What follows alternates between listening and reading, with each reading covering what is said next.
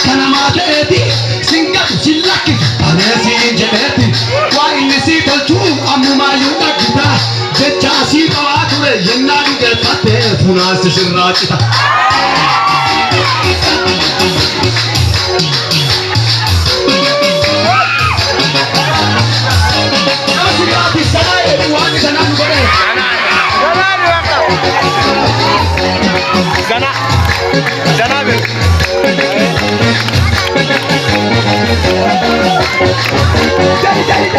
Inni sirra garuu akka namaa ta'eeti sinkatu sillakkisi kaleessiin jedheeti waa inni si tolchuu ammumaayyuu dhaggita jecha asii qabaa ture yennaa dhugeeffatte funaansi sirraa cita.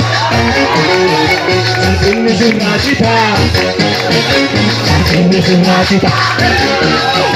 Salphinni sirraa cita. Salphinni sirraa cita. Salphinni sirraa cita. Salphinni sirraa cita. Salphinni sirraa cita. Salphinni sirraa cita. Salphinni sirraa cita.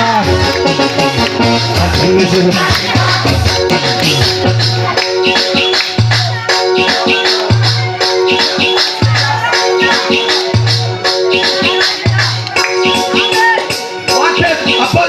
Sodaat nama sibiilaa qabi sodaataa paartii jedhii waan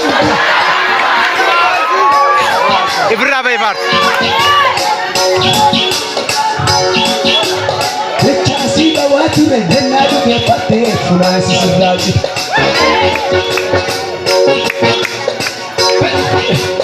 Yoo isaan bulanii Yesuusin kennaa nama taasa qaadhinnaa. Qabaan nyaatu dhattee dhabaarraa tottee baddaa keessa deemtu jalaa baase salphinnaa. Afaan guutadhee jedha warra isa yaammatuufi waan karaa qabaa. Gaaffii namaa deebisaa beela quufa deebisaa xiyyaate maan dadhabaa.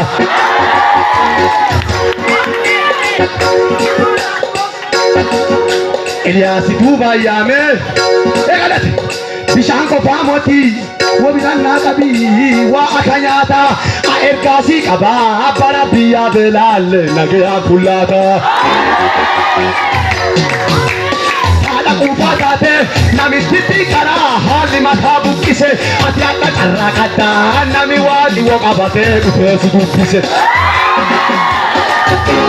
Garuu akka namaa ta'eeti singatu sillakkisu kaleessiin jedhee waa inni si tolchuu ammumaayyuu dhaggita jecha asii ba'aa ture yennaa dhugeeffatte salphinni sirraa cita. Salphinni sirraa cita.